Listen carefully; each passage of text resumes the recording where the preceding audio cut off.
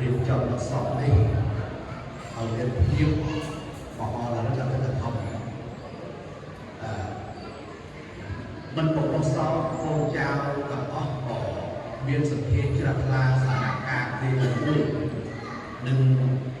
ព្រះចៅពិការនិយាយតាមប្រវត្តិសាស្ត្របានធ្វើនៅកម្មវិធីរបស់សពផ្សេងគុំការសពនឹងបានខ្លាយទៅជាមហោឡារិកអត្តធម្មហើយក៏សពនេះដើម្បីស្អាតស្អំពលបច្ច័យកតារបស់វិជ្ជាដែលជាផ្លាស់ប្ដូរតាមមួយសម្រាប់យើងទាំងអស់គ្នាប្រកបបប្រតិបត្តិដើម្បីសពព្រះចៅពិការតាមបាននេះជាមកលោកព្រះសពរស់ទាំងឡាយនៅក្នុងយុគតន្ត្រីនេះនឹងមកអាត្មាពីព្រះអង្គដើម្បីសម្ដែងធម៌ទេសនាមុនដំបូងក៏សម្ដែងការចោទឆ្លើយពីអានិសង្សពីจากដៃបាត់ពេលទៅអាត្មាក៏ខ្ញុំได้ដងណាស់ពីលោកតាយើងក៏សពតាមបាត់ថាបាត់ចុះក៏តែយើងស្ដាយទៅតាម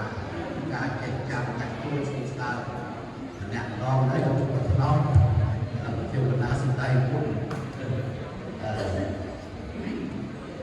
យើងអ្នកសពរបស់ទាំងឡាយបានជ្រាបថាពុទ្ធការីរបស់អ្នកដែលគុណពុទ្ធការីប្រែថាម៉េចតែពុទ្ធការីប្រែថាជាអ្នកធ្វើពុទ្ធណាជាអ្នកធ្វើពុទ្ធជាអ្នកធ្វើពុទ្ធបានដល់ដល់ណាព្រះសម្មាសម្ពុទ្ធបរមគ្រូនៃយើងព្រះអង្គជាពុទ្ធការីរបស់ប្រជាពុទ្ធបរិស័ទណាពុទ្ធបរិស័ទទាំងពួងបានដល់ពិភពនេះកាលសម័យព្រះអង្គពិភពនេះទៅបានដល់បាសកបាសិកាពិភពសាមណេរពុទ្ធបរិស័ទទាំងពួងនេះដែលជាពុទ្ធការីរបស់ប្រជាពុទ្ធបរិស័ទទាំងពួងហើយពុទ្ធបរិស័ទទាំងពួងជាជំតល់របស់អ្នកណាជាជំតល់របស់អ្នកជាជំតល់នឹងអ្នកឧបត្ថម្ភចាំលោកពីក្រោយទៀតបានអត់ទេពុទ្ធនិកាពេលនិកាបានអត់ចូលចារបស់ទៅជួយឲ្យវេនតាទៅគ្រូវិញឲ្យទៅគុណផៃសពបាទផៃសព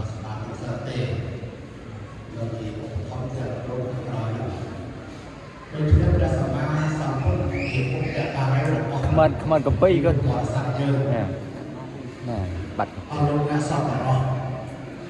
ទាំងឡាយយើងទាំងអស់គ្នាតែងតែបដិបត្តិព្រះពុទ្ធសាសនារបស់ព្រះសម្មាសម្ពុទ្ធរបស់គ្រូនៃយើងដែលព្រះអង្គចូលប្រតិបត្តិទៅអស់រយៈយូររបស់យូរហើយដូច្នេះការព្រះអង្គគង់នៅព្រះសម្មាសម្ពុទ្ធព្រះអង្គមានគុណគឺសេចក្តីល្អដល់ប្រជាពលរដ្ឋសាសនាគឺសេចក្តីល្អគុណរបស់ព្រះសម្មាសម្ពុទ្ធគឺទី1វិសុទ្ធិគុណគឺសេចក្តីបរិសុទ្ធស្អាតព្រះអង្គធ្វើគុណដល់លើយើងទាំងអស់គ្នាមិនចង់បានមកវិញទេមិនចង់បានអ្វីមកវិញទេតែប្រជាពលរដ្ឋសាសនាមួយចំនួនខ្លះកាលណាធ្វើគុណទៅចង់ឲ្យគេបោកគុណមកវិញតែព្រះសម្មាសម្ពុទ្ធព្រះអង្គវិសុទ្ធិគុណគឺគុណសេចក្តីបរិសុ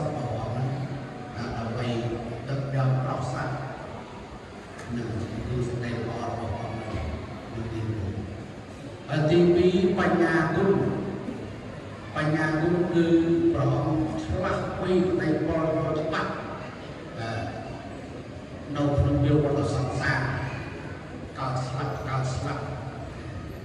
ដូច្នេះព្រះអង្គតែតែចូលរួមអាសាដល់មនុស្សនាទាំងឡាយឲ្យរួចផុតពីសេចក្តីទុក្ខបាន